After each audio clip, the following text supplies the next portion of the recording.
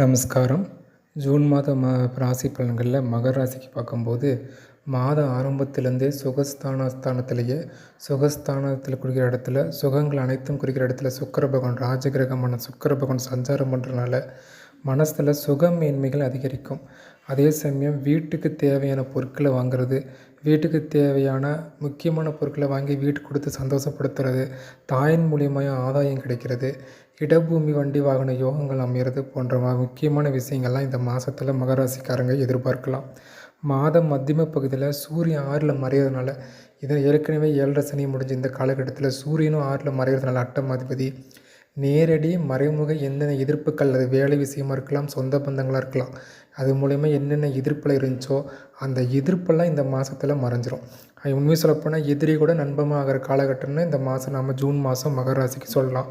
அதே சமயம் யாராச்சும் புதிய கடனுக்காக வெயிட் பண்ணிருக்கீங்க அப்படின்னா அந்த கடன் கிடைக்கிறது, பழைய கடனை அடைக்கிறதுக்கான வாய்ப்பை ஏற்படுத்தி கொடுக்கும். அதே சமயம் புதிய கடன்களும் அமையும்.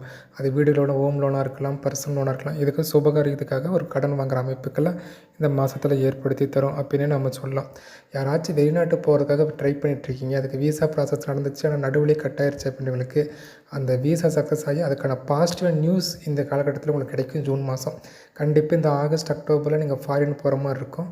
அதனால் அதுக்கான பாசிட்டிவான விஷயங்கள் இந்த மாதத்தில் ஆரம்ப காலகட்டத்தில் நடக்க ஆரம்பிக்குன்னு சொல்லலாம். அப்போ இதிலெல்லாம் கவனமாக இருக்கணும். அப்படிங்கிறப்போ முதல் வாரம் மட்டும் வாழ்க்கை துணை விஷயம் கொஞ்சம் கோபம் அதிகமாக இருக்கும் அவங்களுக்கு. ஸோ அவங்களை அனுசரித்து போகிறது ரொம்ப முக்கியம். ஆணாக இருந்தால் பெண், பெண்ணாக இருந்தால் ஆணும் அனுசரித்து போகிற விஷயம் முக்கியம். அது ஜூன் 7 வரைக்கும் மட்டும்.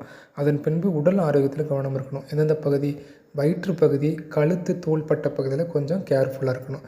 உங்களுக்கு சந்திராஷ்டம காலம் அப்படின்னு பார்க்கும்போது ஜூன் 2, 3, 4 மற்றும் 30ஆம் தேதி சந்திராஷ்டமம் வர்றதுனால இந்த காலகட்டத்தில் முக்கிய முடிவுகளை எடுக்கிறத தவிர்த்துக்கிறது உத்தமம்.